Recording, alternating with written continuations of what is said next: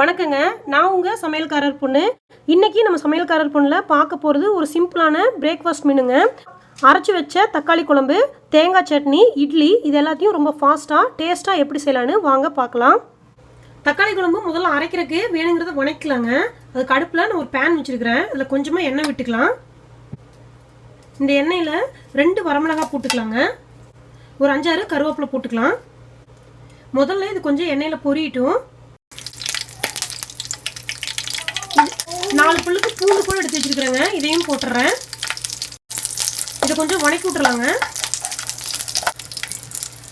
இதில் ஒரு பெரிய வெங்காயத்தை ஒரு மீடியம் சைஸில் கட் பண்ணி வச்சிருக்கிறேன். இதையும் போட்டுக்கலாம்.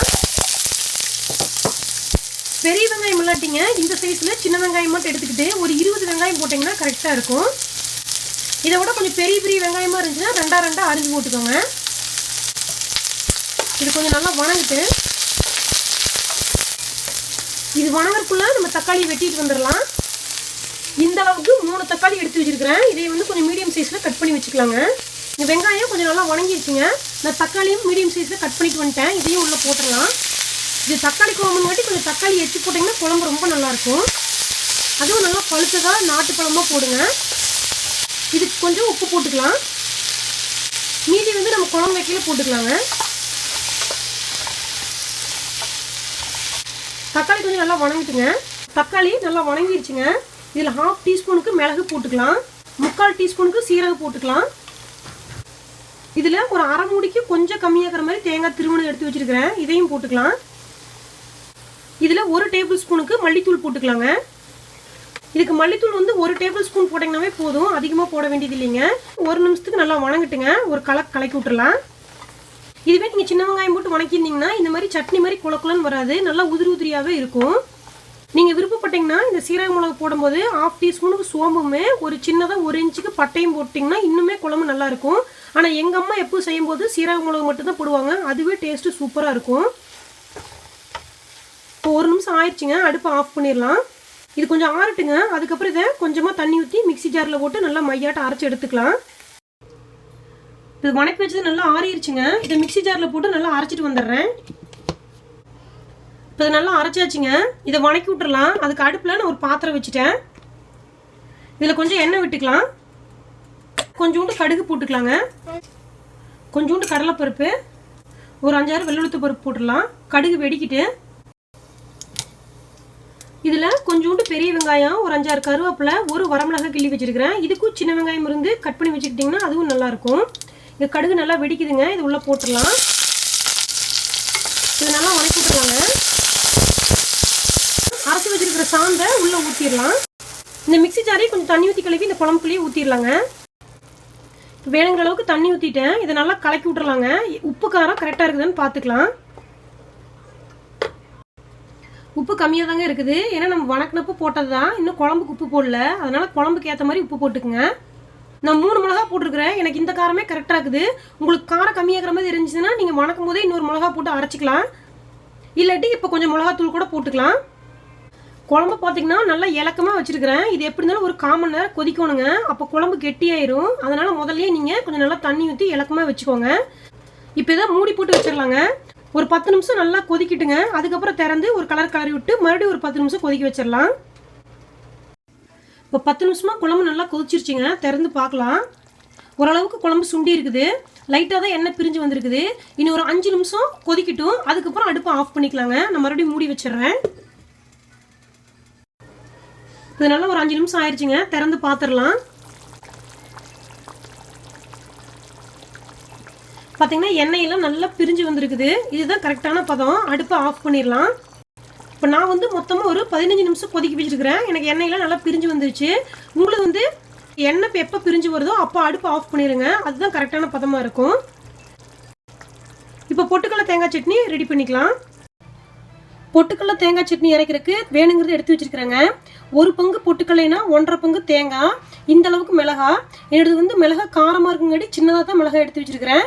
3 கருவேப்பிலை, 1 பல்லுக்கு பூண்டு, தேவையான அளவு உப்பு, கொஞ்சோண்டு கொத்தமல்லி தழை. முதல்ல இந்த தேங்காய் தவிர மீதி இருக்கிற பொருளெல்லாம் மிக்சியில் போட்டு ஒரு பாதி அளவுக்கு குறகுறப்பாக அரைச்சிக்கலாம்.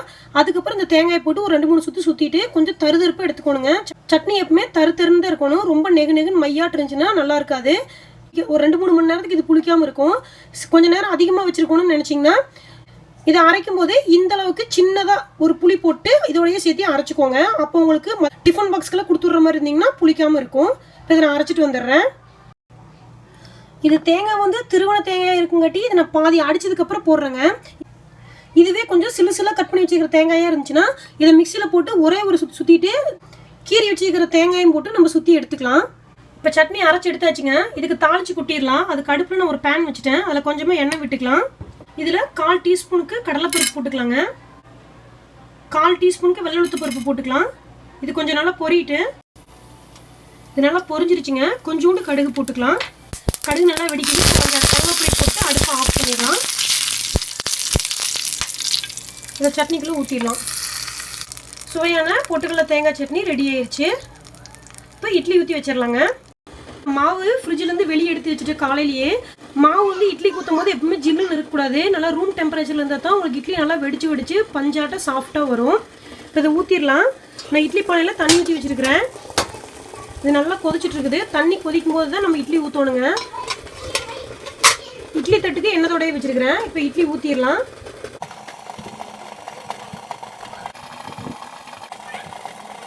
இப்போ இட்லி ஊற்றிட்டுங்க மூடி வச்சிடலாம். ஒரு 10 நிமிஷம் வேவிட்டு அதுக்கப்புறம் எடுத்துக்கலாம்.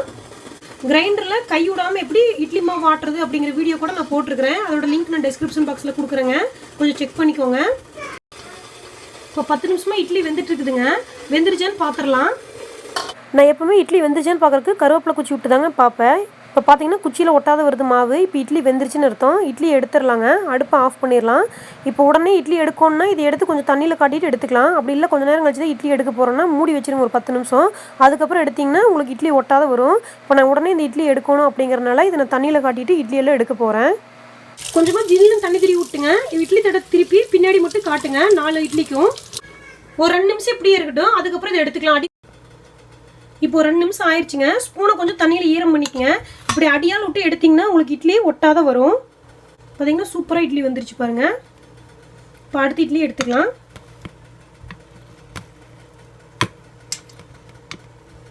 பார்த்தீங்கன்னா வந்துருச்சு.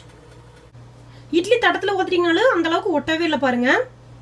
உங்களுக்கு இட்லியை பார்க்கும்போதே தெரியும். நல்லா முழுன்னு இல்லாமல் அப்படியே ஏர் பபிள்ஸ் மாதிரி ஹோல்ஸ் மாதிரி தெரியுது பாருங்கள். மாவு நல்லா புளிச்சிருக்கணும். அதே சமயம் கொஞ்சம் மாவு கெட்டியாக இருக்கணும். அப்படி இருக்கும்போது இட்லி ஊற்றுனீங்கன்னா தான் உங்களுக்கு இந்த மாதிரி ஏர் பபிள்ஸ் ஃபார்ம் ஆகி அப்படியே சூப்பராக சாஃப்டாக இருக்குங்க. பாருங்கள் ரொம்ப சாஃப்டாக இருக்குது பாருங்கள். இப்போது இட்லி தக்காளி குழம்பு சட்னி ரெடி ஆயிடுச்சு. இது சர்வ் பண்ணிடலாம்.